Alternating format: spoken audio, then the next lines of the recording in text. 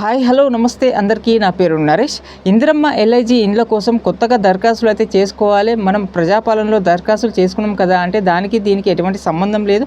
అది పేదల సంక్షేమ పథకానికి వర్తిస్తుంది అన్నట్టు. అది మరి ఇదైతే మనం డబ్బులు పెట్టి తీసుకుంటున్నాం కాబట్టి ఇది పేదల సంక్షేమ పథకానికి వర్తించదు. ఎందుకంటే పేదల సంక్షేమ పథకాలు అంటే గవర్నమెంట్ తరఫున పేద ప్రజలకి ఫ్రీగా ఇవ్వడమే సంక్షేమ పథకం అని చెప్తారు. కానీ వీళ్ళైతే పేదల ప్రజలకని చెప్పుకుంటూనే మరి చెప్తున్నారు, కానీ అది తప్పు, అబద్ధం అవుతుంది. దీనికి సంబంధించి రూల్స్ అండ్ కండిషన్స్ ఆల్రెడీ చెప్పారు కదా. దీనికి మనం ఆల్రెడీ క్యూర్ పరిధిలోనే ఉండాలి. 10 సంవత్సరాల నుంచి మనకి ఉండాలి. అక్కడ మనకు ఫ్లాట్ కానీ ఏది ఉండకూడదు.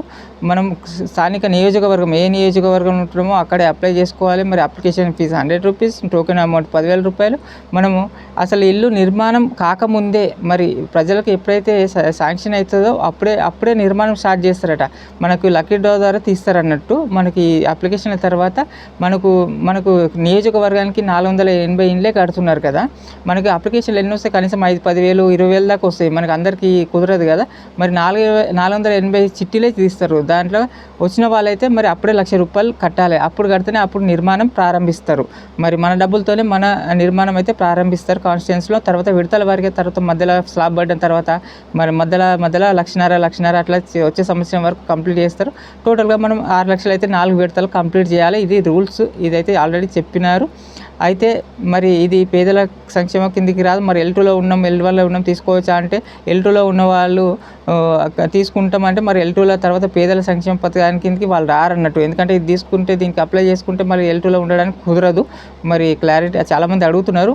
మరి మీ ఇష్టం, ఇంట్రెస్ట్ డబ్బులు పెట్టుకోగలిగితే వాళ్ళైతే తీసుకోవచ్చు. తీసుకున్నా కూడా దీనికి చాలామంది నా ఒపీనియన్ చెప్తాను. ఎందుకంటే వాళ్ళు కట్టేది మరి సింగిల్ బెడ్రూమే, డబుల్ బెడ్రూమ్ కాదు, సింగిల్ బెడ్రూమ్ అనమాట. 10 అంతస్తులు కడతారు. ఒక్కొక్క ఫ్లోర్లో 12 ప్లాట్ అనమాట. చాలా చిన్నగా ఇరుగ్గా వస్తాయి. మరి 10 ఇయర్స్ వరకు రెంట్కి ఇచ్చుకోవడం కుదరదు, అమ్ముకోవడం కూడా కుదరనట్టు. మనకు 30 to 40 lakhs వాల్యూ ఉంటుంది, ల్యాండ్ వాల్యూ అని చెప్తున్నారు. కానీ అది మీరు కరెక్ట్గా ఆలోచించండి. మన అపార్ట్మెంట్లో వచ్చిన ఫ్లాట్ చిన్న సింగిల్ బెడ్రూమ్ వస్తుంది, 580 SFT కిందకి వస్తుంది. కాబట్టి తర్వాత మనం 10 ఇయర్స్ తర్వాత అమ్ముకున్నా కూడా మనం 6 lakhs కూడా మనకు రిటర్న్స్ రావు. ఖచ్చితంగా మనకు ఆస్తి 20-30 లక్షల ఆస్తి అని చెప్తున్నారు. కానీ అది తప్పు, కరెక్ట్ కాదు. గవర్నమెంట్ అయితే సంక్షేమ పథకానికి కిందికి రాదు. సంక్షేమ పథకం అంటే మన కేసీఆర్ ప్రభుత్వం ఇచ్చినప్పుడు పేదలకు ఏవైతే డబుల్ బెడ్రూమ్లు ఇచ్చినారో మనకి అది సంక్షేమ పథకానికి కిందికి వస్తుంది.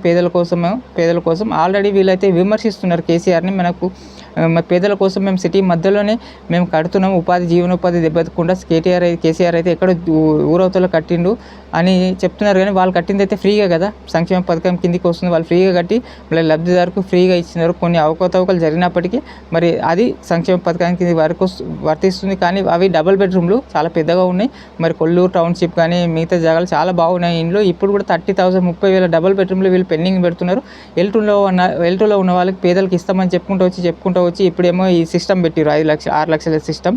మరి ఇది దీనిపైన క్లారిటీ ఇయ్యరు. L2లో సంగతి ఏంది అంటే దీనిపైన క్లారిటీ ఎప్పుడు ఇస్తారంటే August 10th వరకు ఈ అప్లికేషన్ ప్రాసెస్ అయిపోతుంది కదా, అప్పటిదాకా క్లారిటీ ఇయ్యరు. ఎందుకంటే మరి L2లో ఉన్న వాళ్ళు చాలా మందిని షిఫ్ట్ చేస్తున్నాడు. ఇక్కడ చాలామంది అడుగుతున్నారు, ఇంట్రెస్ట్గా 6 లక్షల మన సిటీలో ఫ్లాట్ మనం కొనాలంటే కొనుక్కోలేము అని ఆలోచించి సరే పోతే పోనీ అని కొంతమంది తీసుకునే వాళ్ళు ఉంటారు. వాళ్ళని ఆల్రెడీ కొంతమంది L3లకు 4-wheeler అని చెప్పి కూడా L3లకు మార్చారు. అట్లనే L2లో ఉన్న వాళ్ళని కొంచెం తగ్గించడానికి కొంచెం షిఫ్ట్ చేసినారు. ఇప్పుడే L2లో వాళ్ళకి క్లారిటీ ఇస్తే ఏమవుతుందంటే మరి వెయిట్ చేస్తారు కదా. ఉన్న డబుల్ బెడ్రూమ్లు కేసీఆర్ కట్టిన డబుల్ బెడ్రూమ్ ఉన్నాయి, ఇంకో 30,000 40,000 పేదల కోసం అయితే డబుల్ బెడ్రూమ్లు అయితే ఉన్నాయి. వాటి సంగతి అయితే ఇప్పుడు క్లారిటీ ఇయ్యరు. ఎందుకంటే షిఫ్ట్ చేసే ఛాన్సెస్ ఉన్నాయి.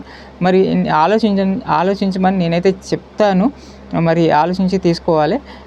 మరి నిన్న తలసాని శ్రీనివాస్ యాదవ్ గారు కూడా చెప్పింది, ఇదైతే మేము యాక్సెప్ట్ చేయను, ఇది పేదల సంక్షేమ కిందికి రాదు.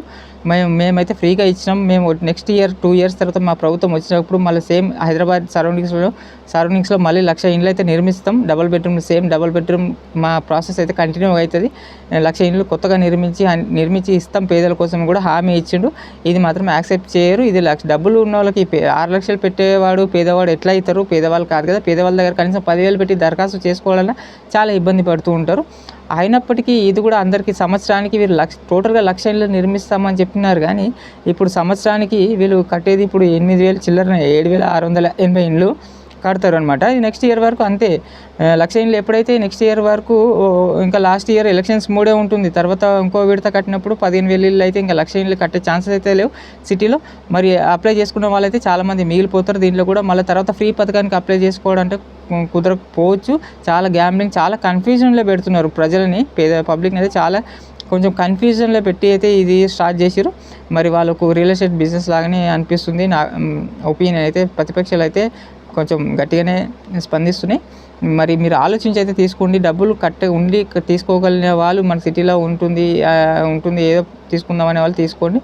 లేకుంటే అప్పులు చేసి తీసుకోవాల్సిన అవసరం లేదని నేను చెప్తున్నాను. చాలామంది బంగారాలు కుదపెట్టి ఎక్కడైనా ఊర్లో ల్యాండ్ ఉంటే తాకట్టు పెట్టి అమ్మి, లేకుంటే అప్పులు చేసి తెచ్చి తీసుకోవాల్సిన అవసరం లేదు. మనకు దాన్ని వాడితే ఒకవేళ ఆపద వచ్చి అమ్ముకున్నా కానీ ఆ రేట్ అయితే డబ్బులు అయితే రావు. మరి ఆలోచించుకోండి. వాళ్ళు కొంచెం చేస్తారు. అయితే ఇంకా L1 అయినా L2 అయినా కాంగ్రెస్ ప్రభుత్వం ఇందిరమ్మ ఇండ్లు అనేది సంక్షేమ పథకమే కాదు. సంక్షేమ పథకం అంటే ఫ్రీగా ఇచ్చే పథకమే సంక్షేమ పథకం. పేదలను గుర్తించి మనకి బిలో పవర్టీ లైన్ కింద వచ్చే వాళ్ళకి ఫ్రీగా ఇస్తారనమాట. ఇది బిలో పవర్టీ లైన్ కిందకి రావట్లేదు అనమాట. దీనికి రూల్ కండిషన్స్ పెద్దగా పెట్టలేదు. మన కేసీఆర్ ప్రభుత్వం వచ్చిన తర్వాత పేదలకు మళ్ళీ ఇల్లు దొరికితే అప్పటిదాకా వెయిట్ చేయండి. ఆల్రెడీ ఇప్పుడున్న డబుల్ బెడ్రూమ్ కోసం కూడా ప్రతిపక్షాలు ఫైట్ చేస్తున్నాయి పేదల కోసం ఇవ్వాలని. 30,000 డబుల్ బెడ్రూమ్స్ ఉన్నాయి. ఇంకా సిటీ సరౌండింగ్స్లో పడవలు అట్లనే పెట్టిన పెండింగ్లో అవి కొట్లాడి ఇప్పించే ఛాన్సెస్ అయితే ఉంటాయి. మరి కొంతమందికి L2లో ఉంటే అల్టర్నే ఉన్న వాళ్ళకి కొంతమందికి వచ్చే ఛాన్సెస్ ఉన్నాయి. మరి మీరు ఆలోచించండి, ఏమనుకుంటారో కామెంట్ చేయండి. నా నెంబర్కి వాట్సాప్ కూడా చేయండి, డౌట్స్ ఉంటే చెప్తాను. మరి ఇది నా ఒపీనియన్. మరి మరో వీడియోతో కలుస్తాను. మళ్ళీ సబ్స్క్రైబ్ చేసుకోండి, లైక్ చేయండి, హైప్ అని ఉంటుంది, హైప్కి చేయండి, ప్లీజ్ సపోర్ట్ చేయండి. మళ్ళీ మరో వీడియోతో మళ్ళీ క్లారిటీగా చెప్తాను. అప్డేట్స్ వస్తూనే ఉంటాయి మా ఛానల్లో. Please support. Thank you.